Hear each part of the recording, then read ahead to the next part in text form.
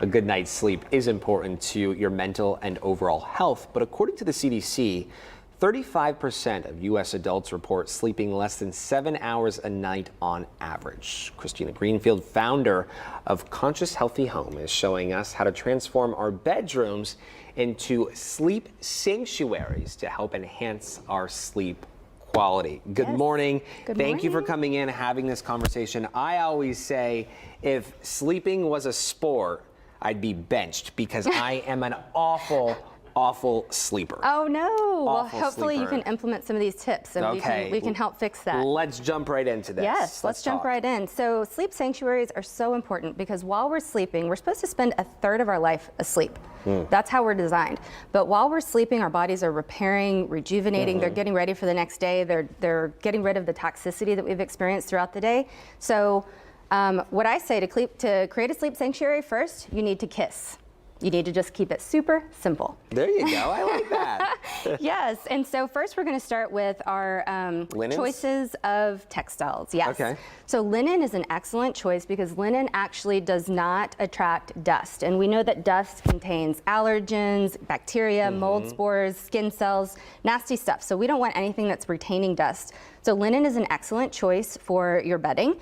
So is cotton, 100% cotton. Wool is another great choice. Anything that's a natural fiber as opposed to a synthetic fiber is going to be a better choice. Synthetics retain dust. You want to try to repel dust. So yeah. That's good to keep in mind. Absolutely. I was reading over the weekend this article that came out. It was published in one of the papers. I can't remember if it was Times or Post, one of them. But it was talking about people who go to sleep with wet hair are more likely to develop the growth of fungi on their pillows. That makes sense. Disgusting. Yeah, that's not good. Then you're breathing that in. Yeah. No, mold and nobody wants that. Not good. Dry your hair. Yes. Just opt for linen. Another good choice in the bedroom is selecting a wood bed frame instead of metal. So it absorbs? So wood is actually less conductive. Metal is a very conductive source. And that leads us right into step 2, which is eliminating or turning off your electronics in your bedroom. So our bodies are made of water and minerals, which makes us like little tuning forks. You know, we're very conductive as individuals. But with the electromagnetic fields that are surrounding us with our TVs and our cell phones and our lamps and our clocks and all that kind of stuff, that disrupts our body's ability to communicate with itself. So a really easy tip is just turn your cell phone on airplane mode at night. You're sleeping. You don't need it, right? So turn it on airplane mode and then pick up a book. So instead of watching TV at night, pick up a book when you're trying to get yourself into your sleep rhythm. Yes, eliminating electronics is a big one. I finished my book last night and I woke up in the middle of the night startled because of the twist at the end of the book. Oh no! So it's going to take me a little time to pick up another one. But I hear what you're saying. I got you. I hadn't considered that little pitfall yet, it but was yes. Wild. Maybe pick a less exciting book. Yes, right? Something that will put you to sleep. Yes. Not startle you awake. Exactly. The next tip, number 3, is to actually support your body's transition into a sleep rhythm.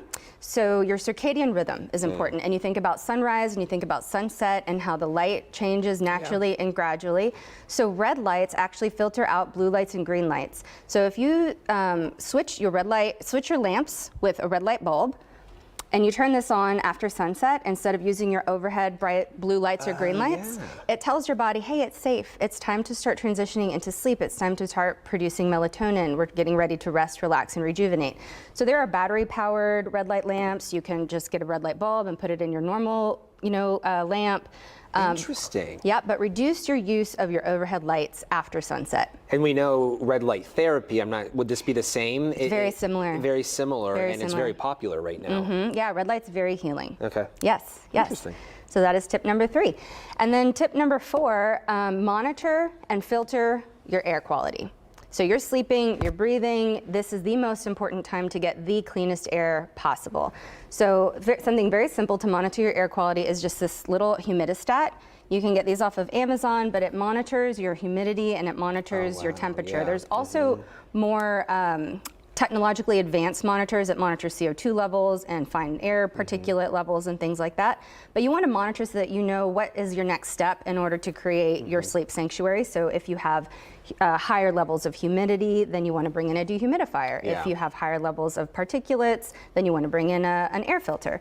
And this is just a little portable example of an air filter. There's many air filters out there, but I always recommend bringing in a standalone air filter in your bedroom because this is the most important place where you want to breathe clean air. Yeah, you're there for an extended period of time. You should be there for like 8 hours. Yeah. I don't know about you. No, but I know. I make sure, with the help of things, I make sure that I get 8 hours of sleep, and that I plan my day around that. Because, like we said at the top of this conversation, you know, it sets you up for success. Getting quality sleep arms you for a day of success the following day. 100%. So I truly believe in that. Yes, and then one more little option. Some people like a really fresh scent in their bedrooms. Oh yeah, you can add the little Essential oils. Yeah. Yes. And some people prefer a scent-free sleep sanctuary, but if you're somebody who likes scent, instead of using a plug-in or instead of using candles, even though candles are beautiful, when you actually light them, they emit smoke and different chemicals and things that are disruptive to your air quality.